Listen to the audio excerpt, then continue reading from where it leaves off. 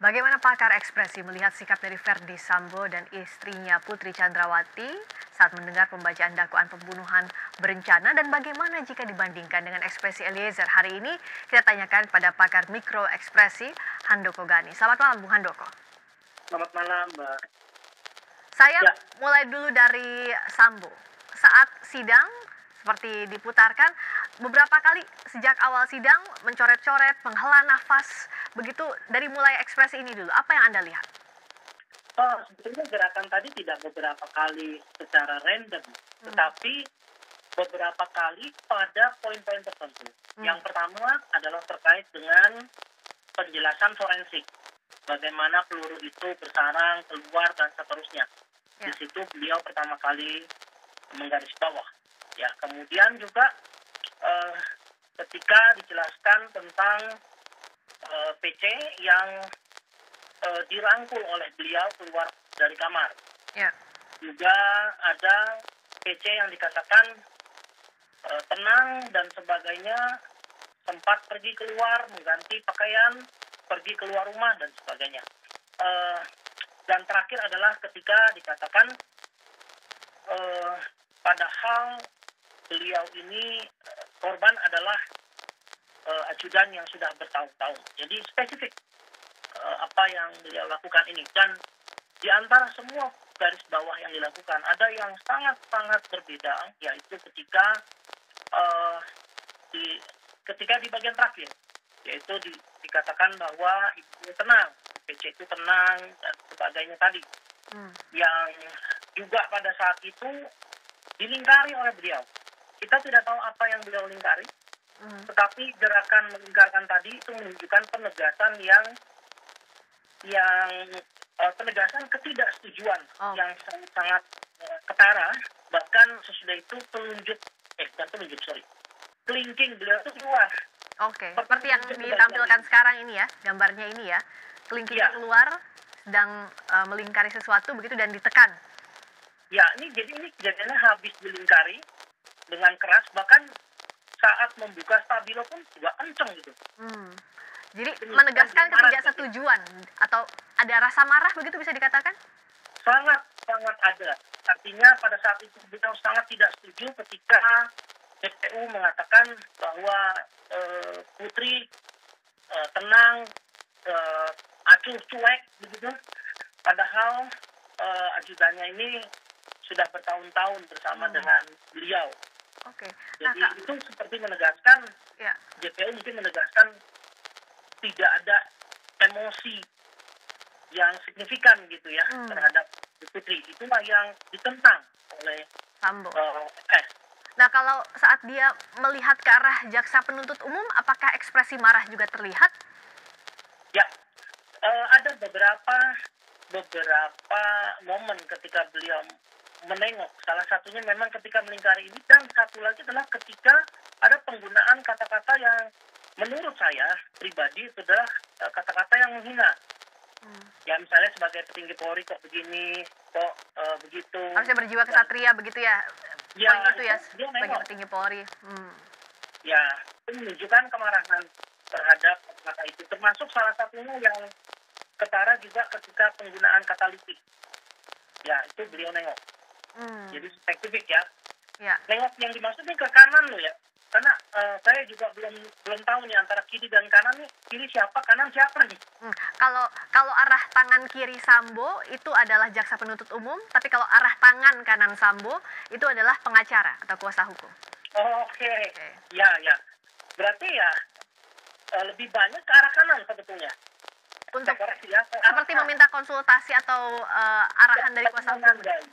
Ya, seperti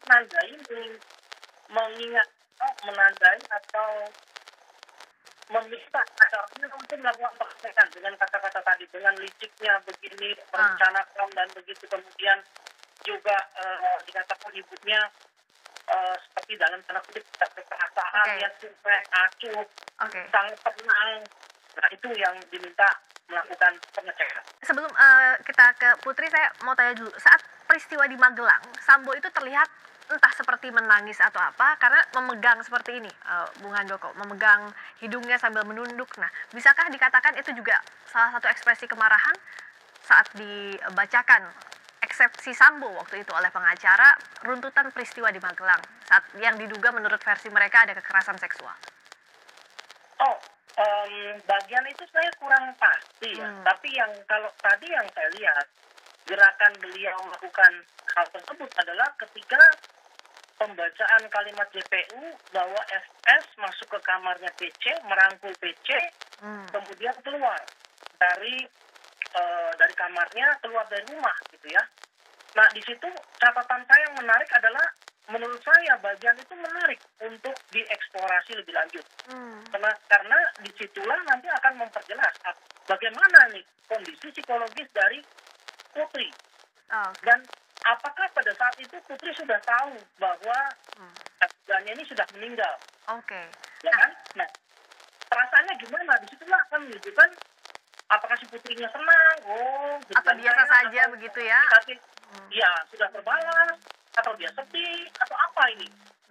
Karena kalau dilihat dari gayanya beliau yang seperti ini, dan ketika satu lagi adalah ketika beliau dengan keras tadi menggaris, itu menunjukkan bahwa Putri tidak seperti itu. Nah, ini yang menarik. Jadi itu ingin dibantah begitu, itulah yang nanti kita akan tunggu di sidang berikutnya. Kalau dari Putri Chandrawati kita lihat saat sidang kemarin juga ada beberapa gestur yang diingat warganet ataupun saat sidang yang ketara adalah Putri beberapa kali menangis gitu, terlihat menangis, mengusap bagian pinggir matanya, terutama saat dibacakan peristiwa di Magelang. Anda melihatnya seperti apa? Ya, pada momen itu adalah ketika dijelaskan kronologis Kuatmaruf dan Susi, ya. Dalam menemukan beliau tergeletak kepalanya di atas tumpukan pakaian kotor dan seterusnya. Nah, pada saat itu menurut saya adalah momen yang sangat dramatis atau trauma, mungkin ya dalam hal ini kalau saya boleh pinjam istilah traumatis. Ya, karena saya bilang saya nggak tahu nih ya spesifiknya. Hanya saja peristiwa itu sedemikian dalamnya sehingga menunjukkan nangis tadi. Nah, ini yang saya ingin luruskan kepada netizen. Kalau saya cuma begini doang, ya Anda boleh tidak percaya bahwa saya menangis. Tetapi saya bukan cuma melihat dari sini, tapi saya melihat dari gerakan dada yang naik turun. Ada menghela nafas naik turun begitu ya, Bung? Nah, satu lagi adalah dari maskernya yang seperti di sini. Ada yang menghela nafas yang sampai masuk. Oke. Kelihatan. Nah, jadi menunjukkan itu momen yang sangat-sangat traumatis bagi beliau ketika harus mengulang lagi. Ya, ini kan penting. Ketika kita mendengar sesuatu, kita juga mengulang memori tersebut. Nah, jadi ini juga yang membangkitkan satu, menurut saya, walaupun memang Polri sudah mengatakan tidak ada ya, yang namanya, koreksi saya kalau salah, bahwa tidak ada yang namanya pelecehan seksual. Karena pasal yang dikenakan adalah 340 gitu kan. Kalau saya salah seperti itu, koreksi saya kalau salah. Nah, betul.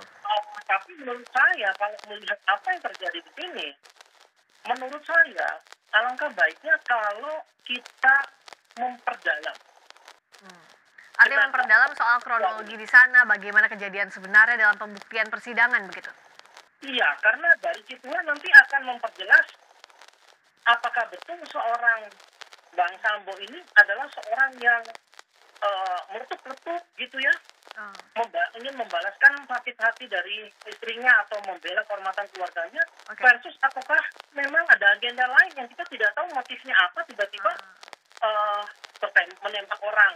Jadi, kalau sampai tidak dijelaskan, masyarakat nanti akan sampai pada praduga liar. Jadi jangan sampai ada puzzle yang hilang ini malahnya berspekulasi masyarakat begitu ya, intinya Bung Handoko ya? Iya, dan ini saya sangat karena dengan kejadian akhir ini menimpa sahabat provinsi. Ya, Nah, tidak sekali image ini bagi.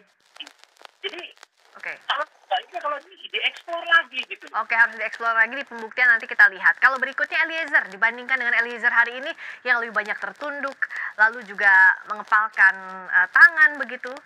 mengatukan tangan di persidangan dan sempat juga menangis setelah persidangan saat meminta maaf kepada keluarga Yosua. Apa yang Anda lihat? Yang saya pastikan adalah bahwa beliau ini tahu apa yang dia lakukan. Artinya ya beliau mengakui ada terjadi penembakan, begitu ya.